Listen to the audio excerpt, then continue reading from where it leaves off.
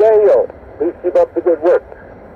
Thank you. President Eisenhower, in his farewell address in 1961, publicized his concern about, quote, the acquisition of unwarranted influence, whether sought or unsought, by the military-industrial complex. Yep, unquote. Yeah. When Eisenhower chose the word, quote, unsought, unquote, what do you think was his intended meaning? Well, he knew perfectly well that it was sought. You know, what he was trying to do is a kind of classic diplomat and politician. Yeah. And he knew from his days as a general, didn't he, Danny?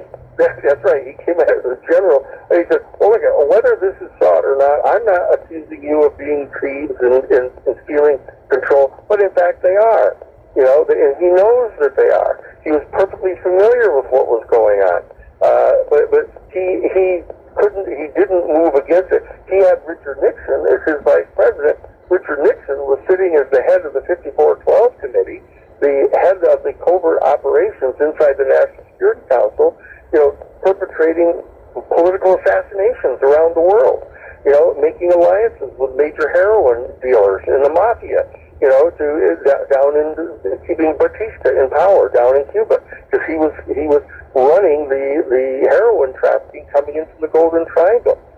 It was coming through a thing called the Sea Supply Corporation, the Southeast Asian Supply Corporation. The man who ran it as a partner of Batista was Paul Helliwell.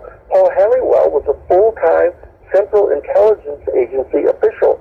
You know, he had dental coverage from the CIA, this guy. And he was a partner with Batista and Santos Trafficante, you know, the head of the mafia. And then I know this. Who came up in Kennedy's assassination. That's right, because Santos Trafficante told my chief investigator in F. Lee Bailey's office, because Lee Bailey was the attorney for Santos Trafficante. Our office was the attorney for Santos Trafficante. Oh, my God. The Santos Trafficante told us flat out that he was doing this, and that he was running that operation with Batista and with Paul Helliwell, and that, in fact, he is the one that put together the assassination team at the request of Richard Nixon to kill Fidel Castro and Raul Castro, and he told us right to the face of bad Andy Cooney, my chief investigator, talking with our own client, Santos Trafficante. Trafficante told him that this is the team that killed the president. These are the men who killed the president. And add Marcelo to it. Add Carlos Marcelo to it. Yeah, but Trafficante is the guy that actually put together the team. He's the one that handpicked the 15 Cuban refugees. You know, that Rafael Chiquintero, Ricardo Chavez, Rolando Martinez, Felix Rodriguez. You know, we know who these people are. And, you know, Roger Morales did the shooting. We know this stuff. And the fact is, these same elite people have, Alan Dulles.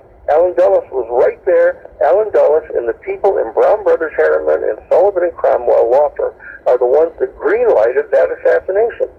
Because President Kennedy, after not the Bay of Pigs, but the Cuban Missile Crisis, he and Khrushchev had been so terrified at how close we came to destroying the entire world in that October evening. You know, that he and Khrushchev were having confidential exchanges of letters, 18 letters that were being carried back and forth by Norman Cousins.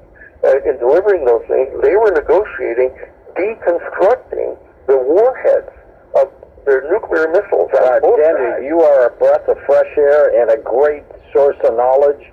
Stay in touch with us, especially when Elizondo and Chris Mellon come out with more information on these ETs.